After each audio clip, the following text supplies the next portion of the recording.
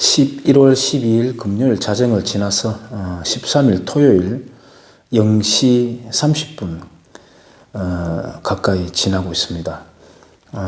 오늘은 태권도장에 꼬맹이들 2학년, 3학년 아이들 중에서 합숙하고 싶은 사람들 모아가지고 잠을 재우는 날인데, 와, 임마들이 잠을 안 잡니다. 그래가지고 또 영화 틀어달라 해가지고 영화 틀어주고, 하울의 움직이는 성, 일본 만화죠. 저도 한 5번 정도 봤는 것 같습니다. 그거 틀어주고 제가 1층으로 이렇게 쫓겨 내려와 있는 상태입니다. 이곳은 바깥에서 통창을 통해서 길이 바로 보이기 때문에 이 조명을 다 켜면 저 인간 저거 야밤에 뭐하노 이렇게 볼까봐 크리스마스 트리하고 간접등만 켜놓은 상태로 기도 비닉을 유지하면서 칼럼을 하나 읽어보겠습니다. 칼럼이 아니고요, 인터뷰입니다. 중앙일보 11일 목요일자 김현기의 직격 인터뷰. 일본 외교의 핵심 기지, 자민당 외교부회 사토 회장.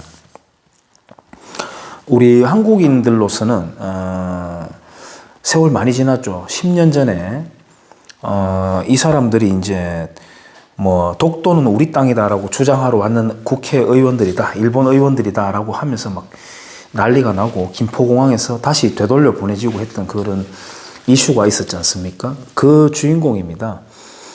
자, 이분하고 한번 인터뷰했는 걸 한번 읽어볼게요. 재밌는 부분이 상당히 많습니다. 좀 어두워가지고 제가 꼼꼼하게 한번 그래도 읽어보겠습니다. 제목은 차기 정부.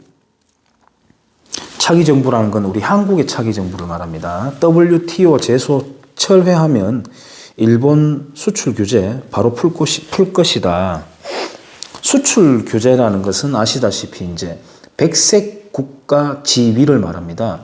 그것을 해지를 하고 너희들도 이점을 주지 않고, 즉 화이트리스트 우방국이라는 거 이점을 주지 않고 너희도 평범한 나라들하고 똑같이 해라. 그동안 너희들에게 이점을 준 것이다 라고 했는 것인데, 우리 한국에서는 당시에 2019년도에 반일 정신병이 한반도를 뒤덮을 때, 이야, 무역 전쟁이다, 지지 않겠다, 막 이렇게 난리를 쳐서들었죠.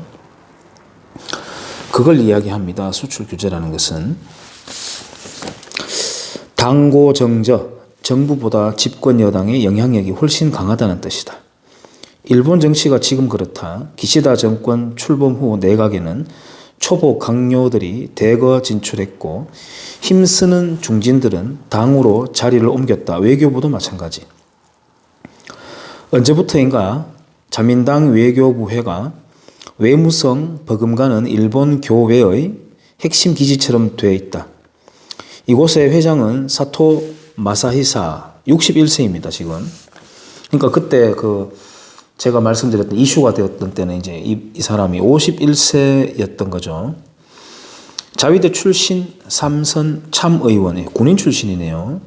코수염 때문에 하계의 사토, 하계라는 건 수염을 뜻합니다. 하계의 사토란 별칭으로도 불린다. 우리에겐 2011년 독도 영유권 주장하며 울릉도 입국을 시도하려다, 이것에 대한 내막도 이 뒤에 설명이 나옵니다. 김포공항에서 입국 금지당한 의원으로 더 잘 알려져 있다. 그런 악연 때문일까? 일본 외무성 관료에게 왜 이리 한국에 강경하냐고 질문을 던지면 자민당 외교부회가 워낙 라고 말을 흐리는 경우가 많다. 이것은 이제 우리나라 민주노총 지도부가 강경 일변도로 나가는 것에 대해서 변명하는 것과 비슷한 맥락 같아요. 그래서 더욱 그에게 한국에 대한 생각, 가슴에 쌓인 게 뭔지 듣고 싶었다. 좋든 싫든 24년간의 자위대원, 방위성 정무관, 외무성 부대신 경력을 바탕으로 일본 외교 안보에 중추 역할을 하고 있는 게 현실이기 때문이다. 인터뷰는 도쿄 나가타초 의원회관 705호실에서 70분간 진행됐다. 질문합니다. 기시다 총리는 취임 후 전화회담에서 한국을 8번째 제2그룹으로 분류했다. 외교 우선순위에서 뒤로 놓겠다는 건가? 답변.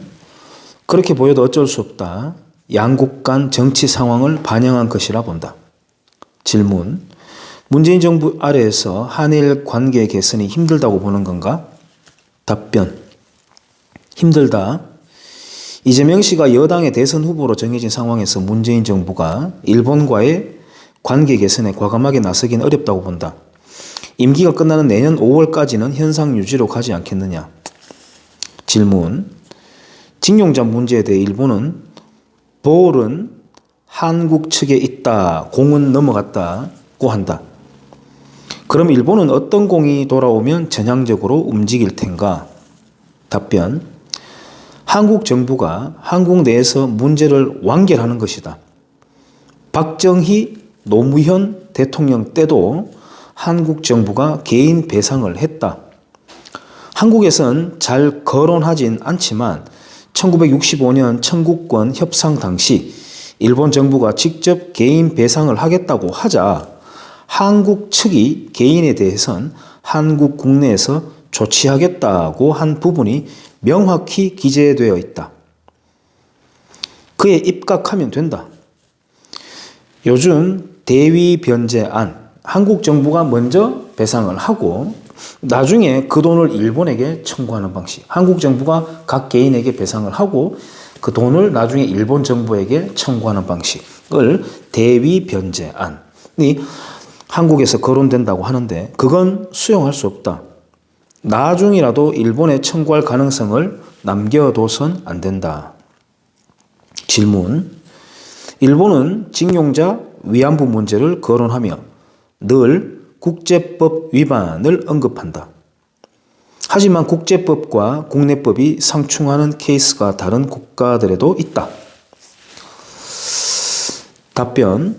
국제법이 국내법에 우선한다는 게 상식적 감각이다.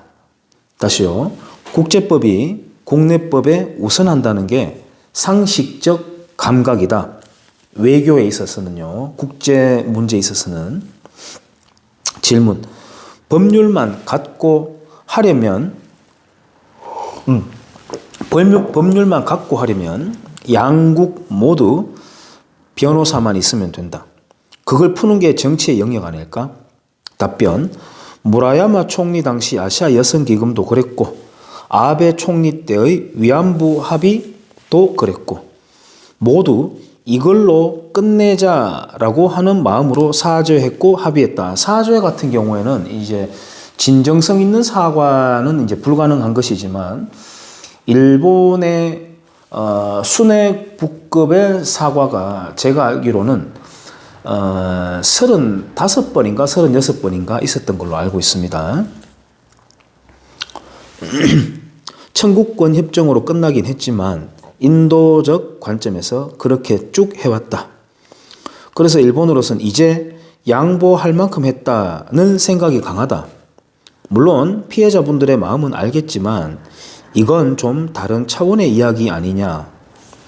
질문. 과거사는 그렇다 치고 일본의 수출 규제가 2년 4개월이나 지났다. 이건 이제 풀어도 되는 것 아닌가? 과거사는 그렇다 치고라는 것을 말하기에는 한국 언론인 입장에서는 조금 비겁하게 빠져나가는 것 같습니다. 왜냐하면 한국 언론들이 반일 감정을 가장 맹렬하게 불때기를 조장하는 언론들이잖아요. 특히나 제가 연합뉴스, 뭐 여러 가지 정황이 많이 잡히는 게 있지만 연합뉴스 같은 경우인가? 연합뉴스 맞을 겁니다. 제가 한번 사진 있으면 끼워 넣어 볼게요. 그 일본 사람을 묘사하는 그런 거 있잖아요. 아주 유아틱하게 말이죠. 나쁜 놈처럼 묘사하는 그런 게 아직까지 우리 초딩스러운 게 우리 한국 언론인데 그런 거 있습니다. 그래서 어쨌든 뭐 과거사는 그렇다 치고 일본의 수출 규제가 2년 4개월이나 지났다. 이건 이제 풀어도 되는 거 아닌가라고 묻습니다. 답변. 그건 문재인 정부의 실수였다. 실제 양국 실무자 간 협의를 거쳐 법 정비도 됐고 감시 인원도 늘었고 곧 해제할 수 있겠다 하는 단계에서 한국이 세계무역기구 WTO에 제소해버렸다. 차원이 다른 지소미아 한일 군사정보보호협정과 연계시켜 제소를 안 했다면 여기에서 이제 우리 연장을 안 한다고 막 그렇게 엄포를 먼저 하고 막 그랬었죠. 그때 누굽니까? 이렇게 빼짱 얼굴이 마른 사람 나와가지고 국익을 위해서는 연장을 안 하는 게 맞겠다라고 전격 그 발표하고 막 그랬던 거 기억이 납니다만은 그거 연결시켜서 제소를 안 했더라면 이미 오래전에 해결됐을 문제다. 한일 간의 위안부, 징용자, 수출 규제라는 세 가지 문제가 있다면 수출 규제가 가장 해결이 쉬운 문제다. 다음 정부에서 한국이 WTO 제소를 철회만 하면 수출 규제는 바로 풀린다. 질문. 한국 정부의 종전 제안에 대한 일본 입장은 무엇인가? 답변. 관건은 미국이다. 아무리 정치적 선언이라 해도 그 연장선에는 평화협정이 있는 것 아니냐. 주한미군 문제가 나올 수밖에 없다. 북한도 종전선언만으로는 만족하지 않을 것이다. 유엔의 제재 해제, 한미 합동훈련, 영구적 중단 같은 걸 얻어내지 않으면 응하지 않을 것이다. 질문. 현재 한일 간의 방위 분야 협력은 문제가 없나? 답변. 북한의 미사일 발사 관련 정보 교류는 괜찮다. 문제는 전력이다. 이거 한번 잘 들어보시죠. 주한미군과 주일미군은 일체다. 육군 전투부대는 한국에 있지만 해군과 해병대 대부분은 일본에 있다. 또 공군의 3분의 2가 일본에 있다.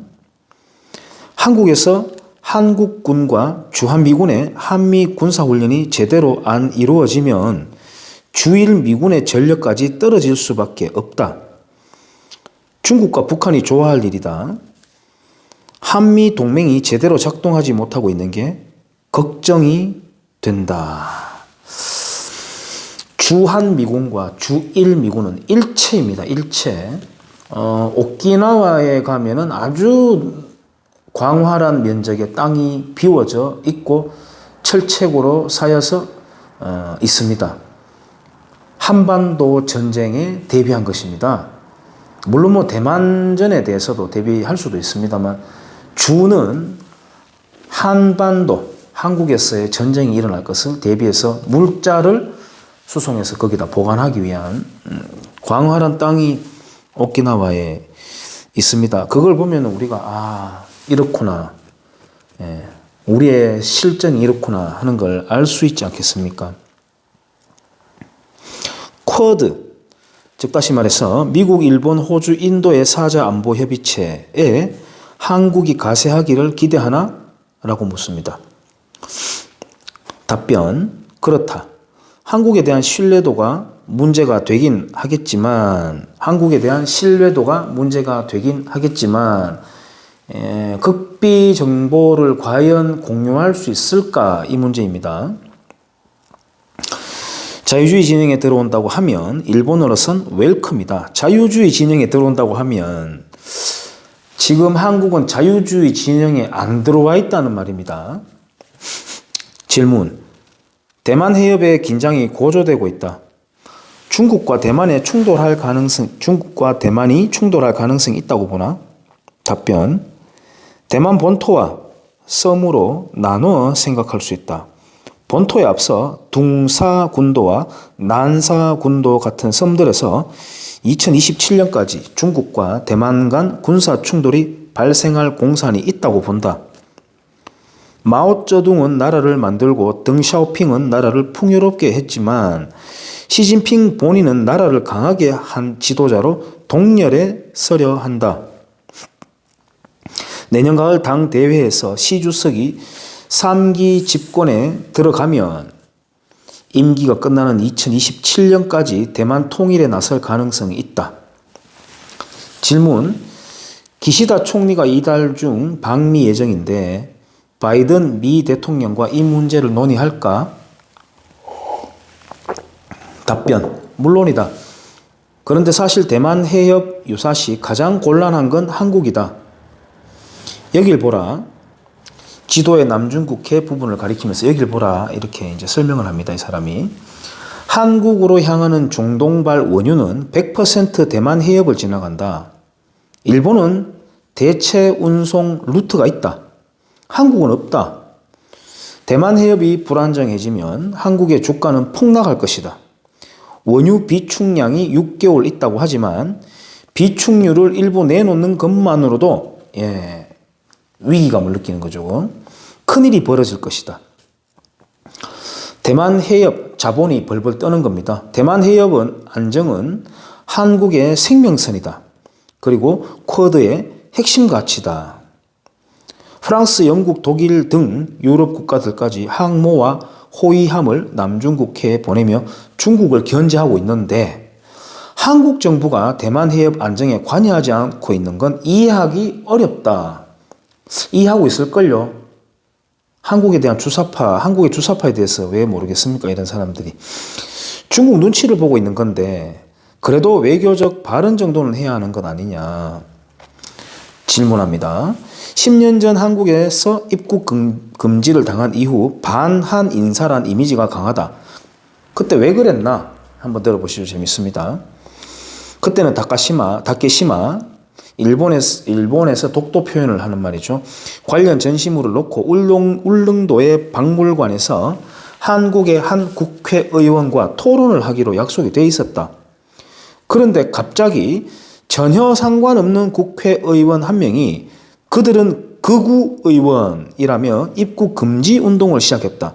제가 검색을 안 해봐서 모릅니다. 그 국회의원이 누군지는. 아마도 왼쪽 아니겠습니까? 아니면 우리 경상도 의원들도 그런 퍼포먼스는 충분히 할 법하지만요. 약속된 토론 행사에 가려했을 뿐인데 한국에서 문제를 키워버렸다. 그리고 테러리스트 취급을 했다. 그때 이런 사연이 있었던 겁니다. 저도 몰랐어요. 저도 몰랐어요. 한국과 일본은 역사적 주장이나 영토 문제는 평행선일 수밖에 없을지언정 적대시하는 사이에서는 안 된다. 난 연평해전 후 연평도를 방문까지 했던 사람이다. 질문합니다. 이재명 굉장히 저는 여기서 많은 정보를 얻었는데요. 이 인터뷰 기사에서 재미로 따지면 가장 재미있는 부분이기도 합니다. 한번 들어보시죠. 이재명, 윤석열 두 대선 후보에 대한 자민당의 기대는? 답변합니다. 이재명 후보는 얼마 전 지난 7월 침략 국가인 일본이 분단됐어야 하는데 일본에 침략당한 피해국인 우리가 왜 분단을 당했느냐고 했다. 그런 생각이 근저에 있는 한 친일 세력 배제라는 적폐청산에 나설 것이고 양국 관계 개선에 장애가 될 것 같다. 그런 그가 공언을 하는 걸 보고 자민당 외교부회 국회의원 모두 깜짝 놀랐다. 이재명 씨가 미국 누구 왔습니까? 미국의 정치인이 왔나요? 최근에.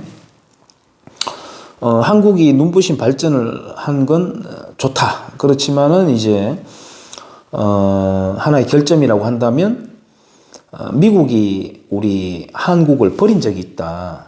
바로 카스라 테프트 조약 때 한국을 버린 것이다 라고 말을 했습니다. 그 말 맞습니다. 실은. 그 말 맞는데 이제 문제는 이 말이었습니다. 일본이 분할이 되어야 되는데 왜 우리가 분할이 되었느냐라고 말을 했거든요. 그게 굉장히 문제가 되는 말입니다. 실은 어떤 문제가 일본에 대해서 이런 게 아니라 소련이 38선 이남까지 쭉쭉 내려와 가지고 제주도까지 다 차지해서 통일 국가를 이루고 일본이 저기 북해도로부터 내려와 가지고 소련이 반을 분할해서 미군과 대치하는 구도로 분할이 되어야 되는데, 분단이 되어야 되는데, 왜 우리가 분단이 되었냐는 그 표현입니다. 즉, 다시 말해서 통일국가라고 제가 방금 말씀드렸지만, 공산화된 소련 공산제국의 위성국으로, 그러니까 중국 식민지에서 소련 식민지로 넘어가는 거죠. 그걸로 우리가 통일되고 일본이 분단되어야 되는데 왜 우리가 분단되었냐라고 하는 표현이기 때문에 심각한 역사관을 갖고 있는 자입니다. 이재명은. 뭐 당연히 알고 있었지만 노골적으로 말했습니다. 많은 국민들이 영상 보시는 분들은 알아들으셨겠지만 많은 국민들이 알아들었어야 되는데 저는 깜짝 놀랐습니다. 저걸 어떻게 대놓고 저렇게 말할까 하고. 미국을 결과적으로는 체제가 자유주의 체제고 시장 경제를 옹호하는 시스템이라서 우리가 거기에 편성하면서 또 패권 국가이기도 해서 우리가 이만큼 성장한 건 맞습니다만은 미국을 너무 믿어서는 안 됩니다. 미국은 아까 말씀드렸던 카스라 테프트, 또 얄타, 또 에치슨 라인, 또 닉슨 독트린, 그 이후에도 카터도 마찬가지고 언제든지 뒤통수를 칠 수가 있습니다. 미국 자국의 이익에 별 도움이 안 된다고 생각되면 우리 하기 나름이죠. 우리가 더 매력 있음을 알리고 또 우리의 자구책을 세우고 이렇게 해야 되는 부분인데 그렇습니다. 이제 재밌는 부분 나옵니다. 윤 후보는 솔직히 잘 모르겠다. 하지만 박근혜, 이명박 두 대통령을 감옥에 보낸 장본인이 보수 세력의 후보가 됐다는 것 자체가 우리의 상식으로는 상상하기 힘들다. 전 세계인 누구라도 상상하기 힘들 겁니다. 상식으로.